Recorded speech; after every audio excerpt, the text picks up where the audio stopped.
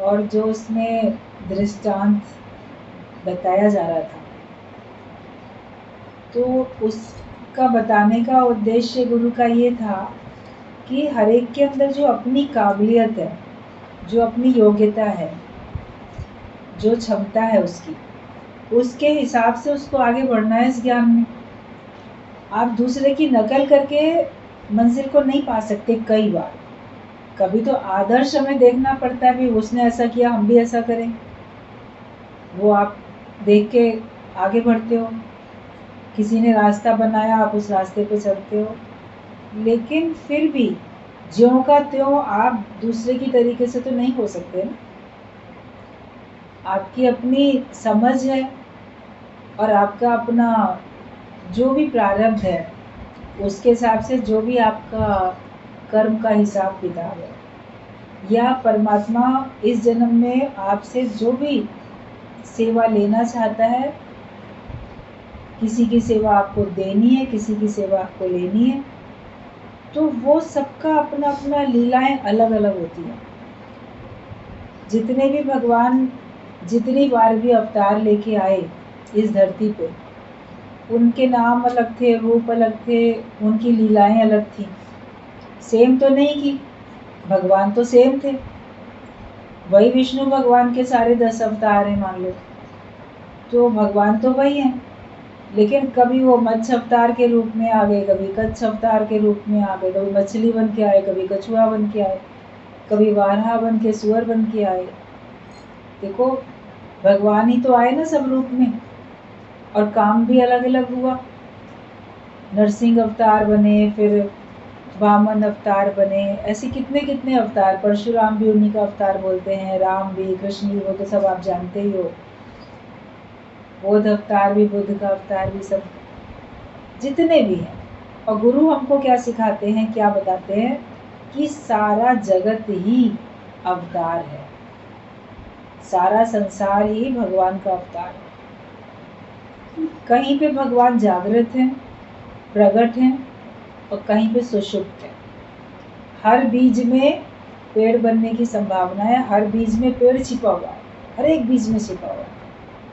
कोई बीज धरती में जाके पेड़ बन जाता है, कोई थोड़ा अंकुरित होता है तो वो किसी कारण से टूट फूट जाता है, सूख जाता है, कुचल जाता है।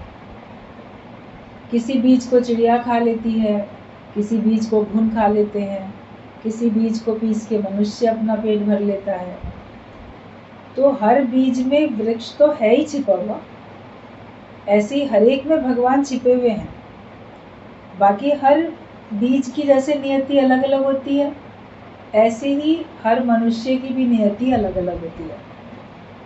और हम अपना कर्म करते हुए, अपना धर्म निभाते हुए, हम गुरुवान बन के, ज्ञानवान बन के हम अपने लक्ष्य को पा सकते।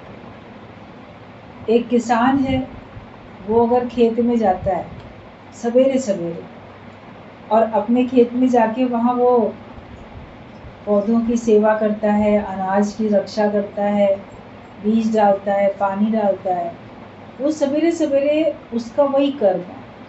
कोई अगर बोले उसको, अरे सवेरे सवेरे ब्रह्म मुहूर्त में तो ना ध्यान लगाना चाहिए, समाधि लगानी चाहिए, भगवान का नाम जपना चाहिए, माला फेरनी चाहिए, पूजा करनी चाहिए, सवेरे का समय तो भगवान की पूजा करने के लिए होता है, तुम सवेरे सवेरे खेत में जाके ये खेतों का और पेड़ पौधों का काम कर रहे हो, ये थोड़ी अभी करना है, अभी तो तुमको सवेरे सवेरे वो काम करना चाहिए।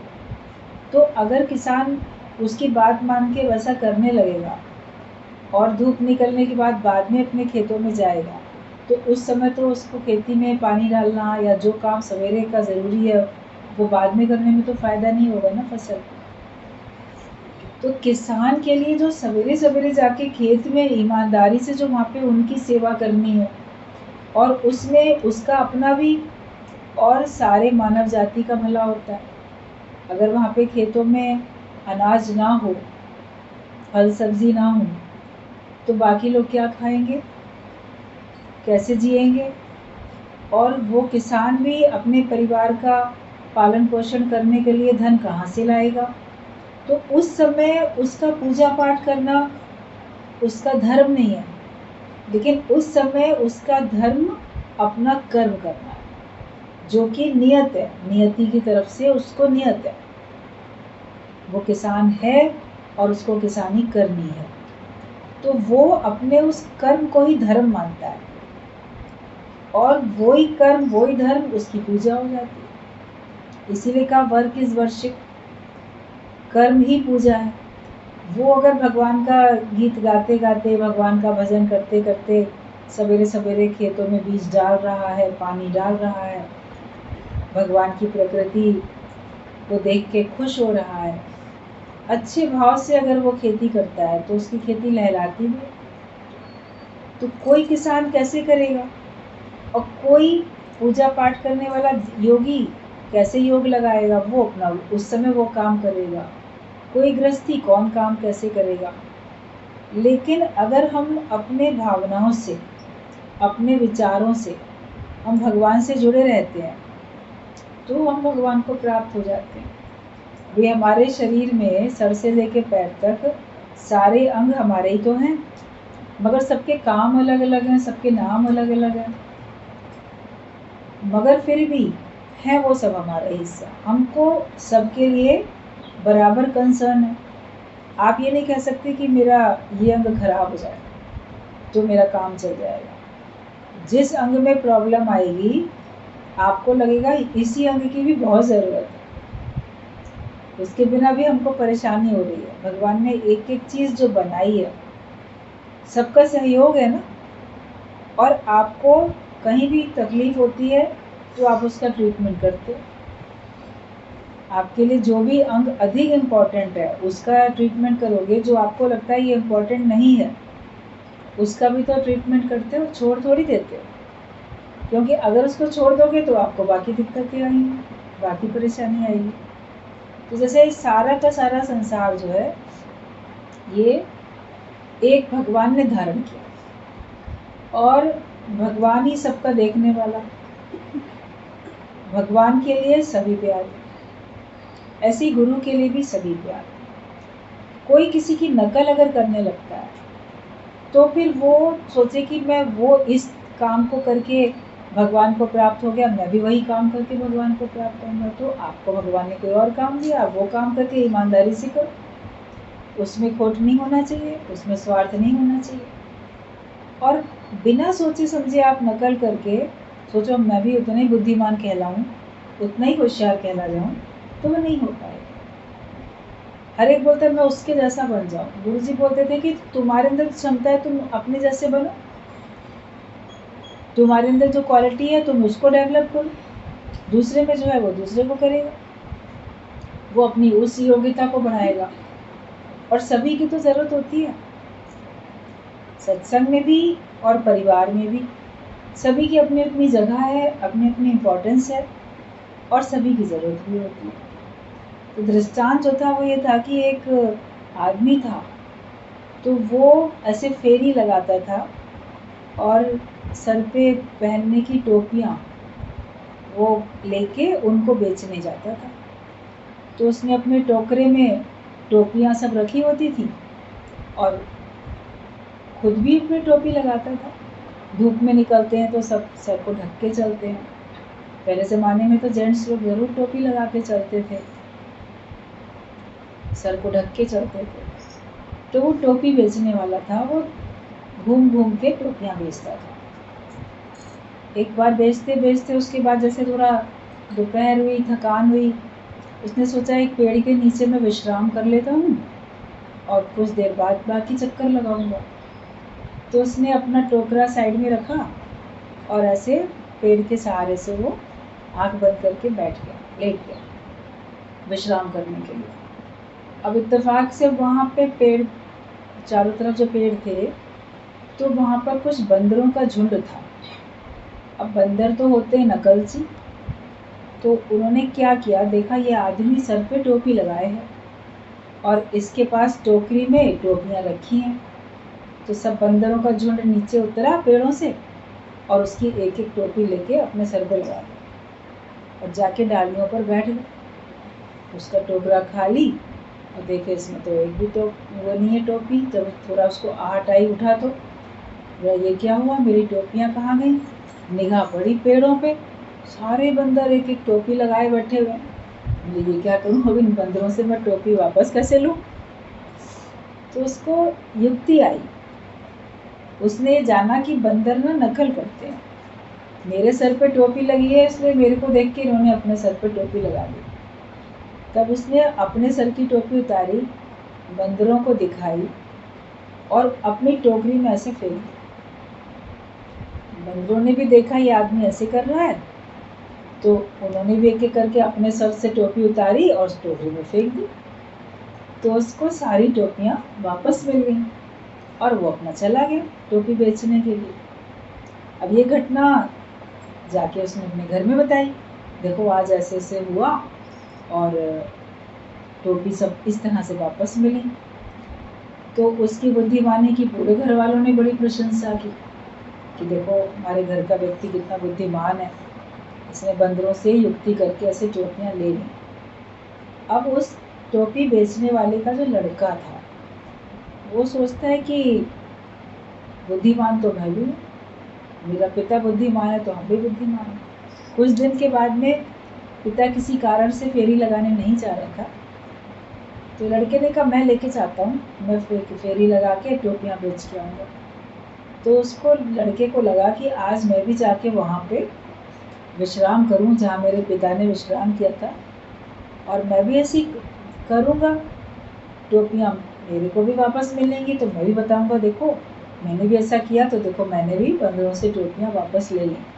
तो उसने तो अपने पिता की नकल करने के लिए सोचा, कुछ जगह घूम के कुछ टोपी बेच के वहीं चला गया और वहाँ बैठ गया, अपने सर पे टोपी लगाए रखी और टोकरी वहाँ रख के ऐसे नकली आंख बंद करके दिखावा करके कि मैं विश्राम कर रहा हूँ, सो रहा हूँ, बैठ गया। देख रहा था तो सारे बंदर फिर आए और एक एक करके सारी टोपी फिर उन्होंने लगा ली, जो भी तो वहाँ रहता ही था, सर पे लगा ली टोपी। इसने फिर देखा कि हाँ टोकरा खाली हो गया है। अब इसको वापस लेने के लिए उसने कहा पिता ने जैसे किया था मैं भी वैसे ही करता हूँ। तो उसने अपने सर की टोपी उठा के टोकरे में डाल दी कि अब ये लोग भी सब डालेंगे, मगर ऐसा हुआ नहीं। वो जो झुंड था उनमें एक बंदर को टोपी मिली नहीं थी, तो वो बिना टोपी के बैठा था, क्योंकि टोपियाँ कम थी उस दिन, एक टोपी कम थी। तो जब उसने अपनी टोपी टोकरे में डाली तो जिसके सर पे टोपी नहीं थी वो बंदर उतरा, वो टोपी उठाई अपने सर पे लगा के बैठा। अब कैसे ले वो वापस, ले नहीं सकता था ना वापस, और बड़ा परेशान हो गया। आखिरकार अपने सर की टोपी भी गंवा दी, बाकी भी सारी गंवा दी और खाली टोकरा लिए घर में आया। अब उसकी क्या प्रशंसा होगी, डांट पड़ी उसको कि तुम नकल करने क्यों चले गए थे। वो तो एक ईश्वर इच्छा से उस दिन बात ऐसी हो गई तो युक्ति से ले लिया। तो वो सिचुएशन क्रिएट करके फिर अपने को बुद्धिमान बनाना चाहो तो ये तो हो नहीं सकता ना। अब वो तो उसने देखा ही नहीं कि इसमें एक बंदर ऐसा बैठा है जिसको टोपी नहीं मिली है, वो इसी ताक में था सबको मिल गई मुझे ही नहीं मिली। उसको लगा मेरे लिए डाली है इसने, तो भी आराम से बैठ गया। तो नकल करने में हमारा नुकसान है, हम कितनी भी नकल कर लें तो उसमें ज़रूरी नहीं है कि जिस कार्य को करके जिसको फ़ायदा पड़ा, जो विद्वान कहलाया, वही काम करके तुमको भी फ़ायदा पड़े, तुम भी विद्वान कहलाओ, ऐसा तो हो नहीं सकता। इसलिए गुरु कहते हैं दूसरे की नकल नहीं करो, जो सेवा तुम्हें मिली तुम अपनी सेवा करो। फलाना ये कार्य करके महान बन गया तो मैं भी वही कार्य करके महान बन जाऊँ। तुम कुछ और करके महान बन सकते हो, तुम कुछ और सेवा करके प्रभु को पा सकते हो। कोई ध्यान लगा के, कोई योग लगा के, कोई समाधि लगा के, कोई कैसे, सब अलग अलग तरीके से ही तो भगवान को पाते हैं। नकल में भी तो अकल चाहिए ना, हम लोग को नकल में अकल चाहिए। तो सोचेंगे फलाना ना पूजा करके भगवान को पा लेता है, वो ध्यान लगा के भगवान को पा लेता है, वो कैसे पाता है, कोई व्रत रख के, कोई दान करके, कोई कैसे करके। अभी ये जो भी कोई खास ओकेज़न हिंदू धर्म में आते हैं तो उसमें कोई कर्म कांड वाले लोग होते हैं, वो धार्मिक प्रवृत्ति से कुछ अपना आयोजन करते हैं। हमने इस मौके पे दान दिया, या हमने व्रत रखा, या हम गंगा स्नान को गए, तो उनकी भावना से उनको फल मिल रहा है। तो कोई नकल करे कि मैं भी ऐसे ही करूँगा तो मुझे मिल जाएगा। तो तुमको जो जो तुम्हारी सहजता है, जो तुम्हारी सरलता है, जो तुम्हारी सुविधा है, तो उस हिसाब से काम करोगे तो तुमको फायदा पड़ेगा। तुम जिस सेवा के लायक हो, भगवान तुम्हारे सामने वो सेवा दे देते हैं और तुम वो करके परमात्मा को पा लेते हो। प्रेम के जरिए मैंने प्रभु को पा लिया। आपके अंदर में जगत के लिए प्रेम है, आपके अंदर में ईश्वर के लिए जब प्रेम भर जाता है, और प्रेम में भावना होती है, भावना के साथ जो भी सामने कर्तव्य कर्म आता है वो प्रेम सहित होता है, तो आप भगवान को पा लेते। गुरु जी बोलते थे, कोई एक गिलास पानी भी तुमसे अगर मान लो मांगता है पीने के लिए, तो उस एक गिलास पानी तुमने प्यार से दिया, गिलास को धो के, बाहर से भी पोंछ के, और बहुत आदर मान से, अच्छी भावना से दिया, तो वो तुम्हारा बहुत बड़ा धार्मिक कार्यक्रम हो जाएगा। वो तुम्हारा बहुत बड़ा पानी का, जल का दान हो जाएगा। वो तुम्हारा बहुत बड़ा सत्कर्म हो जाएगा। और उस प्रेम की भावना से अगर तुमने किसी प्यासे को पानी पिला दिया तो तुमको तो परमात्मा मिल जाएंगे। वो भी एक बहुत बड़ी चीज़ हो जाएगी। आप बोलोगे एक गिलास पानी देने में क्या बड़ी बात है, बड़े बड़े बहुत, कोई भूमि का दान करता है, कोई कुछ करता है, कुछ करता है, लेकिन आप केवल भक्ति भावना से कि मैं भगवान को दे रहा हूँ। अभी शंकर भगवान के शिवलिंग पे आप जल चढ़ाते हो, तो क्या दान की भावना से, या भगवान प्यासे हैं इसलिए? सबकी भावनाएं अलग अलग होती हैं। एक होता है कि आपने भक्ति भावना से की कि ये कर्म मुझे प्रसन्नता दे रहा है, भगवान की पूजा मुझे प्रसन्नता देती है, तो कण कण में बसे भगवान, तो वो जो भी कर्म है वो हमको प्रसन्नता दे, और जो कर्म हमको प्रसन्नता ना दे उस कर्म से थोड़ा बचाओ पहले अपने आप को। थोड़ी रियलाइज करो कि मेरे को ये कर्म प्रसन्नता क्यों नहीं दे रहा। ईश्वर के मार्ग में जो भी कर्म सामने आते हैं वो तुमको प्रसन्नता देने वाले होते हैं, उसमें हमें प्रसन्नता का अनुभव करना चाहिए। बाकी माया में जाने के लिए बहुत सारे कर्म होते हैं, तुमको प्रसन्नता देते हैं, बहुत सारे कर्म तुमको खिन्नता भी देते हैं, मन खिन्न होता है, तुम उसमें नहीं अच्छा अनुभव करते हो। तो गुरु का कहना है कि तुम निष्काम भाव में रहो, ज्ञान के कार्य में रहो, तो तुम सकामी कर्मों से छूटोगे। और फिर धिक्कार है उस कर्म को जिससे ना होगे शांत मन। अगर तुम्हारा मन शांत नहीं हो रहा है तो ये धिक्कार है। मन तुम्हारा शांत होना चाहिए, कुछ मिले या ना मिले, लेकिन हमारे मन में शांति हो। कई लोग बोलते हैं सत्संग में आने से हमें फायदा, तो कुछ नहीं पड़ता। आवागमन के चक्कर से पता नहीं हम छूटेंगे कि नहीं छूटेंगे, मुक्त होएंगे कि नहीं होएंगे, क्या गारंटी है, किसने देखा। मान लो आपका मन ऐसे बोलता है कि क्या सत्संग में जाने से, सुनने से हम मुक्त हो जाएंगे, आवागमन के चक्कर से छूट जाएंगे, तो आप पहला स्टेप ये देखो कि आने में तुम्हें खुशी मिल रही है। मुक्ति मिले ना मिले, आवागमन के चक्कर से छुटकारा मिले ना मिले, लेकिन आने में अगर तुम्हें प्रसन्नता मिलती है, मन खुश होता है, तो तुम कंटिन्यू रखो। और अगर मन खुश नहीं हो रहा है तो उसके लिए आप पूछो कि मेरा मन खुश नहीं होता आने में, तो फिर गुरु जब पूछोगे तो गुरु आपको इसका उत्तर देगा, बताएगा। माया में भी तो बहुत सारे कार्य करने में आपको खुशी नहीं होती, तो भी आपको करने पड़ते हैं, क्योंकि आप कहते हैं कि तो मेरी जिम्मेदारी है। घर में जॉइंट फैमिली है या सिंगल अकेले रहते हो, तो आपको कोई काम नहीं भी मान लो मन करता है तो भी आप करते हो ना, क्योंकि वो आपको लगता है हमें ही करना ज़रूरी है। तो ऐसे ही ज़रूरी काम समझ के सत्संग को भी ज्वाइन करो कि मेरे को मनुष्य जन्म मिला है तो ये मेरे लिए ज़रूरी है। और आते आते हमारा योग परमात्मा से लगता जाता है।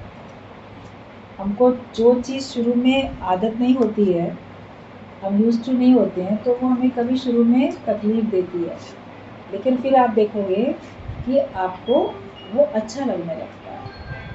अब किसी को भी अगर वैसे देखो तो आप ये देखोगे कि जिसको जैसी खाना जो भी कुछ खाता है उसकी वही उसकी आदत होती है और वही उसको अच्छा लगता है। लेकिन जब वो किसी दूसरे प्रांत में चला जाता है तो शुरू में उसको वहाँ का भोजन अच्छा नहीं लगता, मगर फिर रहते रहते उसको वो भी अच्छा लगने लगता है। तो ज्ञान का भोजन सुनते सुनते हमारे मन को भाने लगता है। अभी हमारे मन को संसार की बातें अच्छी लगती थी, फिर आप देखोगे हमारे मन को ज्ञान की बातें अच्छी लगती हैं। तो नकल किसी की भी नहीं करो, तुमको जो गुरु ने कार्य बताया तुम उस कार्य में लगो। आज पत्र पढ़ा जाएगा गुरु जी का अगला। इसमें शुरू में लिखा है, इस राह पर आलस्य रूपी तमोगुण खूब रुकावट डालता है। इस राह में जब चलोगे ना ज्ञान के रास्ते पे, तो ये आलस्य रूपी तमोगुण है जो कि खूब रुकावट डालता है। मन बोलेगा क्या करोगे जाके, मत जाओ, क्या मिलेगा, घर में ठीक है, इतना सर्दी है या इतनी गर्मी है या इतनी बरसात है या शरीर को आराम नहीं मिलता, तो आलस्य आता है। तमोगुण जब प्रधान होता है तो हमको भगवान के मार्ग पे चलने में आलस्य आता है, और जब हमारे अंदर का सत्वगुण प्रधान होता है तो हमको ईश्वर के कार्य में आनंद आता है, हम आगे बढ़ते हैं। तो अगर हम सत्संग की राह में चले हैं तो अपने आलस्य रूपी तमोगुण को तो हमें जीतना ही पड़ेगा। 3 गुण हैं हर एक में, तमोगुण, रजोगुण, सतोगुण। तो हमें सतोगुण में आना है, तमोगुण को जीतो, रजोगुण को जीतो और फिर सतोगुण को भी जीतो। किसी गुण के अधीन नहीं हो जाओ, अटक नहीं जाओ कहीं। तो इस राह पर आलस्य रूपी तमोगुण खूब रुकावट डालता है। योगी जब योग की मुद्रा में बैठते हैं तो अंगूठा व पहली उंगली को मोड़ के बाकी 3 उंगलियों से अपने को जुदा कर लेते हैं। इसका अर्थ बड़ा ही रहस्यमय है कि अंगूठा तो है ब्रह्म का प्रतीक, ये सदैव सभी उंगलियों से अलग ही रहता है। आपके हाथ में अंगूठा अलग है तो 4 उंगलियां एक साथ ऐसे, जैसे 4 उंगलियां हैं ये अलग रहती हैं, अंगूठा हमारा हमेशा अलग रहता है ना, ये संग संग दिखती हैं और अंगूठा अलग दिखता है। तो जो अंगूठा है वो ब्रह्म का प्रतीक है, तो वो अलग है। लेकिन बाकी 4 उंगलियां एक सी हैं, जिसमें पहली उंगली सबसे जो बड़ी उंगली है वो जीव का प्रतीक है, जो अपने को मनुष्य मान के बैठे हो, माता पिता ने जो नाम रख दिया वही मैं हूँ, अपने को देह मान के बैठे हो, तो जो जीव है वो पहली उंगली जीव का प्रतीक है। इसके बाद 1, 2, 3 उंगलियां और हैं, ये तीनों उंगलियां 3 गुणों का प्रतीक है, सतोगुण, रजोगुण, तमोगुण। तो जीव जो है इन तीनों गुणों से लिप्त है, लिपायमान है, और ब्रह्म अलग है। अब हमें ब्रह्म से मिलना है, इस जीव को इस ब्रह्म से मिलना है, तो अंगूठा ऐसे जाए मुड़ेगा, आपकी उंगली मुड़ेगी ना, आपकी उंगली मुड़ते मुड़ते ऐसे मुड़ जाएगी, अब मुड़ेगी तो वो अंगूठे से मिल जाएगी, जुड़ जाएगी। और इसके साथ क्या होगा, ऑटोमेटिकली इन तीनों उंगलियों से तो अलग हो गई ना, ये पहली वाली उंगली इन तीनों से अलग हो गई। तो ये योगी की योग मुद्रा कहलाती है। जब योगी ध्यान लगाने बैठते हैं, समाधि लगाने बैठते हैं, तो अक्सर आप देखो इस तरह की मुद्रा बना के, पद्मासन या सुखासन लगा के, वो अपने को सीधा करके, एकाग्र करके, आंख बंद करके दोनों हाथों से अपनी ये मुद्रा बनाते हैं, जो प्रतीक होती है कि मैं तीनों गुणों से अलग हो रहा हूँ और मैं जीव जो है ब्रह्म से एकाकार हो रहा हूँ, मैं मिल रहा हूँ, मैं मिल चुका हूँ, मैं उसी में अपने को लीन किए हुए। इससे उनका जगत से डिटैचमेंट होता है और ईश्वर से उसका योग लगता है। तो ये योग मुद्रा कहलाती है। योग मतलब जोड़, कि हम उससे जुड़ जाते हैं। तो अंगूठा तो है ब्रह्म का प्रतीक, ये सदैव सभी उंगलियों से न्यारा ही रहता है। ऐसे ही ब्रह्म भी सभी से निर्लेप न्यारा है। फिर पहली उंगली है जीव का प्रतीक, और इस जीव का संग बाकी के 3 गुणों से है, सत्वगुण, रजोगुण व तमोगुण। इसमें सबसे छोटी उंगली सत्वगुण का प्रतीक है, सबसे दूर है। जीभ से 3 उंगलियां जो हैं, देखो सबसे छोटी उंगली थोड़ी दूरी पे है ना, तो सबसे छोटी उंगली सतोगुण का प्रतीक है। सारे दिन में बहुत थोड़े समय के लिए ही ये मनुष्य सतोगुण में रह पाता है। दिन भर में थोड़े समय के लिए सतोगुण में रहते हैं। जिन्होंने अपनी थोड़ी सी सतोगुण को बढ़ाया है, सवेरे उठ के जरा सी देर को भगवान के आगे हाथ जोड़ लेंगे, आरती कर लेंगे, पाठ पढ़ लेंगे, दिया जला देंगे। दिया जलाने में कौन घी और बत्ती बनाए, मेहनत तो चलो अगरबत्ती जला देते हैं और आसान, धूप बत्ती जला दी, अगर कुछ ना कुछ कर लिया, हाथ जोड़ते हुए भगवान का नाम लेते हुए निकल गए। तो सतोगुण का जो प्रतीक है सबसे छोटी उंगली, तो सबसे कम समय मनुष्य दिन भर में सतोगुण का कार्य करता है और बाकी ज़्यादा समय वो रजोगुण और तमोगुण में रहता है। तो सारे दिन में बहुत थोड़े समय के लिए ही ये मनुष्य सतोगुण में रह पाता है। सुबह उठकर थोड़ी बहुत पूजा करेंगे, या सुबह सुबह क्रोध करना सभी को तो अच्छा नहीं लगता है। कोई कोई होते हैं क्रोधीनाथ, उठते हुए साथ ही क्रोध करना शुरू कर देते हैं। मतलब उनका सतोगुण इतना दबा हुआ है और उनका रजोगुण इतना बढ़ा हुआ है।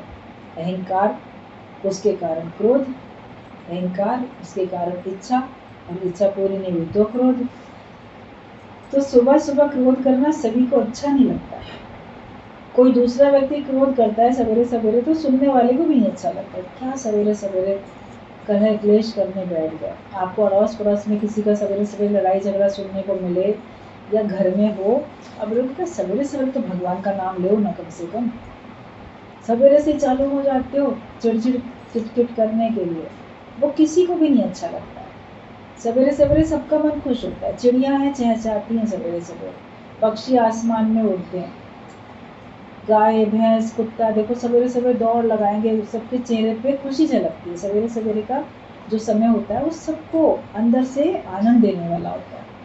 आप भी सवेरे उठ के थोड़ी देर शांत होकर बैठो अपने घर की छत पे, बालकनी में, या अपने कमरे में, या मॉल में रह के अपना काम करो। समय है तो आप बाहर निकल गए, वॉक कर आए, पार्क में घुमाए, कुछ भी आपने कुछ भी छोटा सा काम, तो सब खुशी मिलती है। सवेरे के समय आपको एनर्जी मिल जाती है। तो मनुष्य क्या करता है कि सवेरे सवेरे करेगा तो, लेकिन दूसरे को वो पसंद नहीं आता, भगवान को तो बिल्कुल पसंद नहीं आता। तो जो सबसे छोटी उंगली है वो सतोगुण का प्रतीक है। सारे दिन में बहुत थोड़े समय के लिए ही ये मनुष्य सतोगुण में रह पाता है।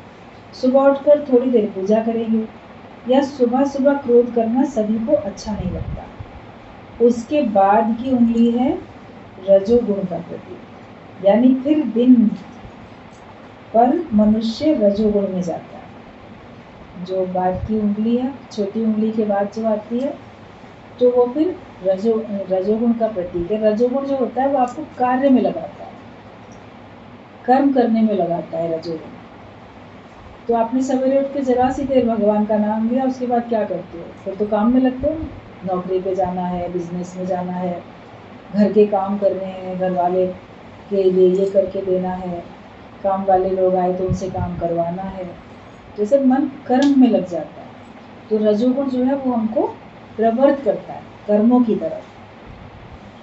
तो फिर मनुष्य दिन भर रजोगुण में रहता है।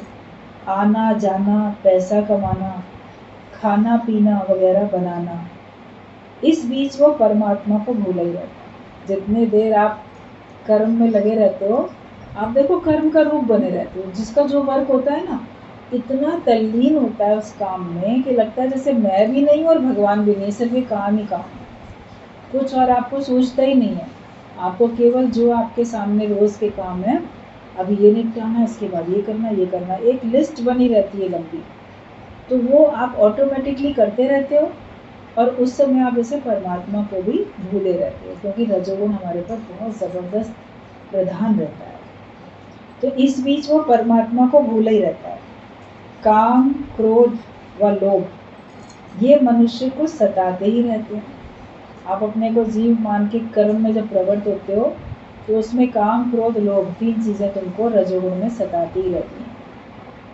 ये करना है, वो करना है, और काम इच्छा का प्रतीक है, इच्छाएं। ऐसा करें तो ये मिल जाएगा, ऐसा करें तो वो मिलेगा।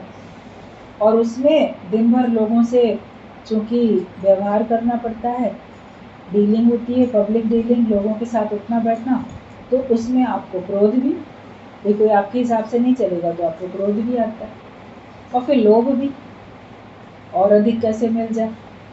तो रजोगुण से आप काम भी करते हो और सारा दिन काम क्रोध लोभ के चक्कर में पड़े रहते हो, और ये मनुष्य को सताते रहते हैं। पर इन तीनों गुणों से ही जीव को अलग होना है। जो उंगली जीव का प्रतीक है उसमें अहंकार खूब भरा हुआ है।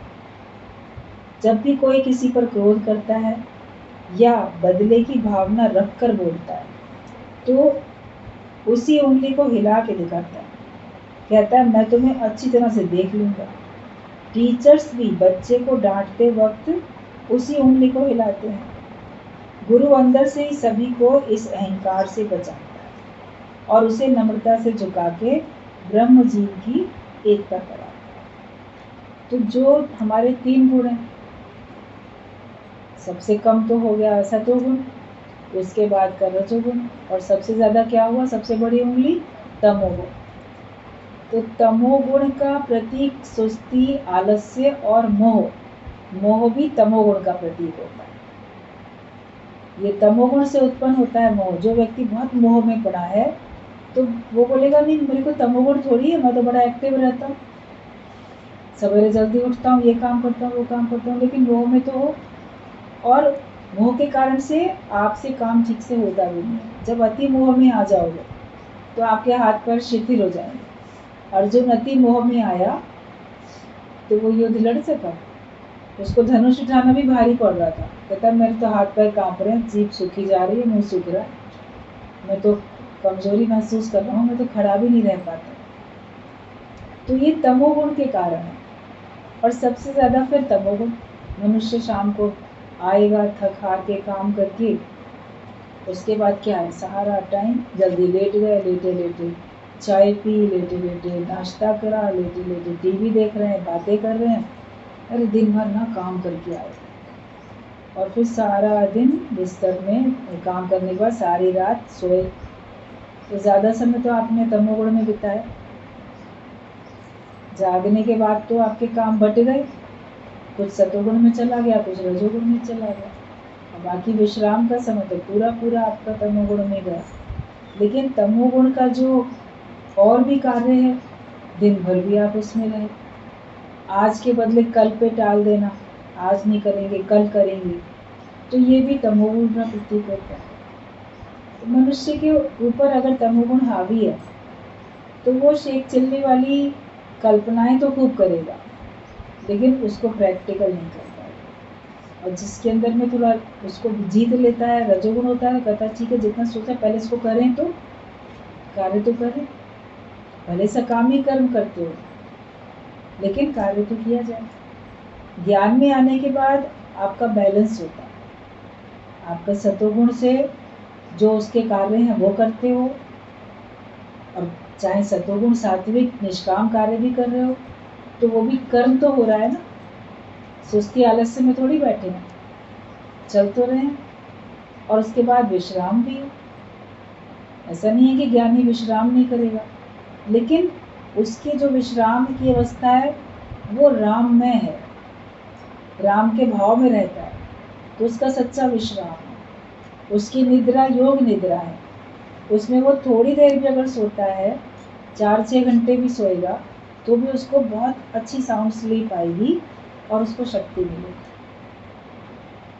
तो तीनों गुण हैं, लेकिन जीव को ब्रह्म से मिलने के लिए तीनों गुणों से जुदा होना पड़ेगा। इनके जो कार्य हैं उसमें कर्तापने में नहीं आना है, लिप्त नहीं होना है उसमें।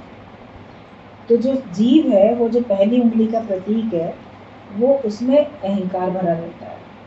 तो किसी को डांटोगे, किसी को बदला बोलोगे, वो देख लूंगा तुमको, ऐसे उंगली दिखा दिखा के बोलते हैं, समझो मेरी बात को, ये उंगली जरूर दिखाते हैं। तो जब आप ये उंगली किसी को दिखा रहे हो तो समझो कि आपके अंदर अहंकार है, अहंकार के कारण से आप इस तरह से बात कर रहे हो, डांटने के लिए, बदला लेने के लिए। तो ये जीव का प्रतीक है ये उंगली, और इसमें भरा पड़ा है पूरा अहंकार।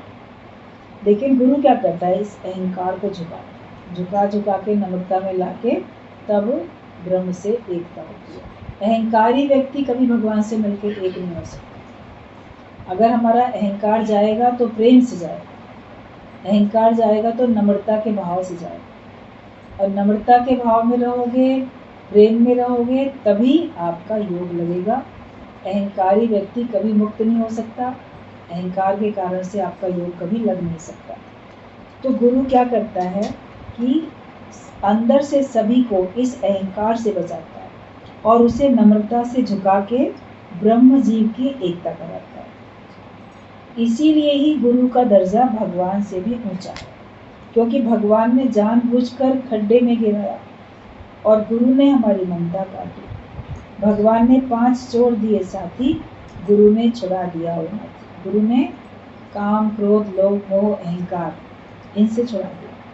भगवान ने आवागमन में भरमाया और गुरु ने हमको सभी से छुड़ा दिया। जीवन मुक्ति का आनंद देने वाला तो सच्चा सतगुरु ही है, पर गुरु से हमें सौदा करना पड़ता है। गुरु हमको जीवन मुक्ति का आनंद देता है। भगवान ने हमको 5 विकारों के सहित दुनिया में भेज दिया, माया के सहित भेजा, जिससे कि हम भ्रमित होते रहते हैं, जन्म मरण के चक्कर में जाते हैं। गुरु ने ज्ञान देके हमको इनसे छुड़ा लिया, तो उसका दर्जा भी भगवान से बड़ा। कोई आपको बंधन में डाल दे, कोई आपको बंधन मुक्त कर दे, कोई जेल में डाल दे और कोई जेल से निकाल दे, तो जो जेल से निकालेगा आपके लिए तो वही महान हुआ ना। तो गुरु की महानता इसीलिए है कि वो हमको कर्मों की जेल से, आवागमन के, जन्म मरण की जेल से वो हमको बचाता है। और जीते जी जब तक हम जीवित रहते हैं तब तक हमारे अंदर में जीवन मुक्ति का आनंद हमको देता है। लेकिन हमें गुरु से सौदा करना पड़ता है कि तेरा सो मेरा और मेरा सो तेरा, ये सौदा करो। जिसको मैंने आज तक मेरा माना, मेरा घर, मेरा परिवार, मेरा पति, मेरी पत्नी, मेरे बच्चे, मेरे धन संपत्ति, जो जो मेरा मानते हो, आज से वो सब गुरु तेरा, मेरा नहीं। भगवान की प्रार्थना करने बोलते हो ना, भगवान क्या लागे मेरा सब तेरा। तो ये सौदा करना पड़ता है कि जो कुछ मैंने अपना माना था वो सब आज से तुम्हारा है, और जो कुछ तुम्हारा था वो सब आज से मेरा है। तो गुरु के पास क्या है?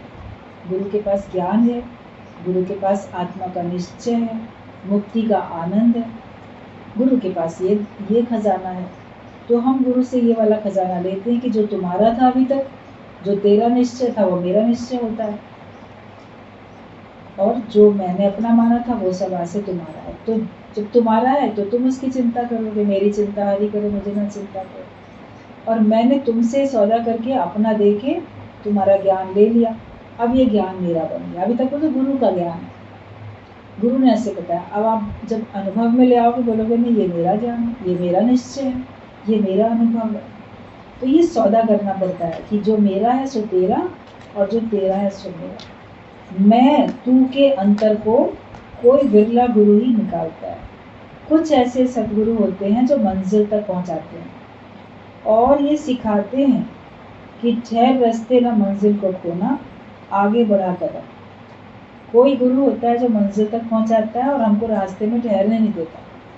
कभी कभी रास्ते में बड़े सुंदर सीन आएंगे, आपका मन पूरा रुक जाए, चाहे फोटो खींच लें, थोड़ी देर बैठ जाए, मगर हमेशा के लिए थोड़ी ना बैठोगे। तो कभी माया में, संसार में आपको आकर्षण है, सुख दिख भी रहा है, अच्छा भी लग रहा है, लेकिन गुरु आपको वहाँ भी नहीं अटकने देता। वहाँ से आगे बढ़ो, अपनी मंजिल पे जाओ। वो सिखाते हैं कि रास्ते में ठहर नहीं जाओ, वरना तुम अपनी मंजिल को खो बैठोगे। आगे बढ़ा कदम, हिम्मत कभी ना हारो, चलते रहो, तो परमात्मा की मदद तो तुमको मिलती ही रहेगी। जब आप चलते रहोगे तो तुमको परमात्मा की मदद मिलती रहेगी। हिम्मत जो हार देता है तो उसको भगवान भी क्या करे, बेहिम्मत बंदा तो बेजार खुदा। अगर आप बेहिम्मत होके बैठोगे तो भगवान भी ऐसे शांत होके बैठ जाएगा, लेकिन हिम्मते मर्दा तो मददे खुदा। अगर आप हिम्मत रखते हो तो भगवान मददगार होते हैं, और खुद ही हिम्मत हार जाते हो तो कौन कितनी मदद करेगा। आपको अपने से खुद से हिम्मत रखनी पड़ती है। एक दृष्टांत था कि एक राजा था, उसको सूचना मिली कि युद्ध में उसकी सेना हार रही है। बड़ा निराश होकर बैठ गया, रानी आई, बोलती है क्या बात है, बड़े निराश हैं। वे रानी बहुत ही आज बुरी खबर सुनने को मिली है। बोले क्या बात है, बड़ी खराब खबर कौन सी है। बोले अभी सूचना मिली है कि हमारी सेना जो है हार गई। बोले अच्छा, लेकिन मेरे पास तो इससे भी बुरी सूचना है, मैंने तो और भी बुरी इससे खबर सुन ली है, मेरे पास इससे बुरी खबर है तुमको बताने के लिए। कहता है इससे बुरी खबर क्या है। बोले तुमको तो ये खबर मिली कि हमारी सेना युद्ध हार रही है, लेकिन मुझे ये खबर मिल रही है कि मेरा राजा हिम्मत हार रहा है। ये सबसे सबसे बुरी खबर है। हिम्मत तो नहीं हारो, हारिए ना हिम्मत, बिसारिए ना राम। भगवान का नाम लो और हिम्मत नहीं हारो। हिम्मत करोगे तो भगवान मददगार होंगे। राजा को रानी की बात से हिम्मत मिलती है और वो युद्ध में जाता है, क्योंकि राजा बाद में जाते हैं युद्ध में, पहले सैनिक सेनापति और लोग लड़ते हैं और लास्ट में राजा पहुंचता है। तो राजा ने जाके खुद भी हिम्मत रखी, अपने सबके अंदर में जोश भरा, सैनिकों के और मंत्रियों के, सबके सेनापति के सबके अंदर, तो देखा वो युद्ध जीत भी गए। हम पहले हिम्मत हारते हैं तो बाहर से हारते हैं, लेकिन जो अपनी हिम्मत को बनाए रखता है, अपने धीरज को, अपनी हिम्मत को बनाए रखता है, तो माया का हर तरह का युद्ध वो जीत जाता है। गुरु के पास आते हैं, गुरु हमारे अंदर में हिम्मत भरते हैं, तुम कर सकते हो, अभी भी कुछ बिगड़ा नहीं है, तुम सब कुछ कर सकते हो, तुम्हारे हाथ में है। और मनुष्य को अपने को प्रसन्न रखना उसके हाथ में, कुछ मिले ना मिले, मन की आज के दिन की प्रसन्नता हमारे लिए काउंट करती है। तो उसको बनाए रखने के लिए पुरुषार्थ है और हमारी हिम्मत है। तो कभी भी हिम्मत नहीं हारो, आगे चलते चलो, तो देखोगे परमात्मा की मदद तो तुमको मिलती है। भगवान की मदद सबको मिल रही है, किसी न किसी रूप में मदद मिल रही है, बस उसको हम महसूस करें।